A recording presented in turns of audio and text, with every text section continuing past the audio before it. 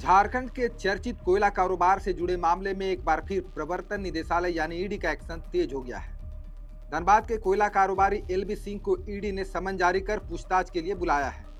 Agency ने उन्हें 9 मार्च को सुबह 11 बजे रांची स्थित ईडी के क्षेत्रीय कार्यालय में पेश होने का निर्देश दिया है। सूत्रों के मुताबिक यह समन कथित कोयला सिंडिकेट और उससे जुड़े वित्तीय लेन देन की जांच के तहत भेजा गया है।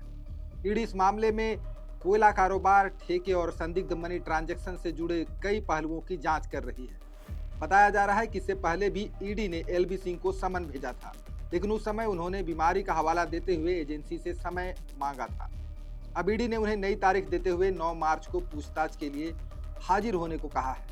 दरअसल यह पूरा मामला झारखंड और पश्चिम बंगाल में फैले कथित कोयला सिंडिकेट की जांच से जुड़ा हुआ बताया जा रहा है। जांच एजेंसियों को शक है कि अवैध कोयला कारोबार, ट्रांसपोर्टेशन और ठेके से जुड़े नेटवर्क के जरिए बड़े पैमाने पर अवैध कमाई की गई। इसी कड़ी में पिछले साल ईडी ने झारखंड और पश्चिम बंगाल में एक साथ बड़ी कार्रवाई की थी। उस दौरान जांच एजेंसी ने कोयला कारोबार से जुड़े कई लोगों के घर और दफ्तरों में छापेमारी की थी। धनबाद में भी कई ठिकानों पर ईडी की टीम पहुंची थी, जिसमें एलबी सिंह से जुड़े स्थान भी शामिल बताए जाते हैं। छापेमारी के दौरान एजेंसी को कई दस्तावेज, डिजिटल रिकॉर्ड और वित्तीय लेन देन से जुड़े कागजात मिले थे। इन दस्तावेजों के आधार पर जांच एजेंसी अब पूरे नेटवर्क को समझने की कोशिश कर रही है। सूत्रों के मुताबिक जांच में यह भी देखा जा रहा है कि कोयला कारोबार से जुड़ी कंपनियों, ठेकेदारों और ट्रांसपोर्ट नेटवर्क के जरिए किस तरह पैसा इधर उधर किया गया। जांच एजेंसी को शक है कि इस पूरे नेटवर्क में कई कारोबारियों और अन्य लोग भी जुड़े हो सकते हैं। इसी वजह से ईडी अब एक एक कर कई लोगों से पूछताछ कर रही है और वित्तीय ट्रांजैक्शन की पड़ताल कर रही है।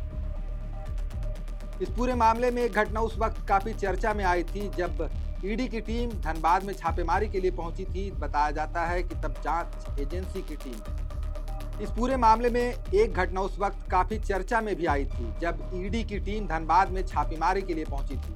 बताया जाता है कि जब जांच एजेंसी की टीम एलबी सिंह के ठिकाने पर पहुंची तो परिसर में मौजूद पालतू कुत्तों को छोड़ दिया गया था, जिसकी वजह से अधिकारियों को कुछ समय तक अंदर प्रवेश करने में परेशानी हुई।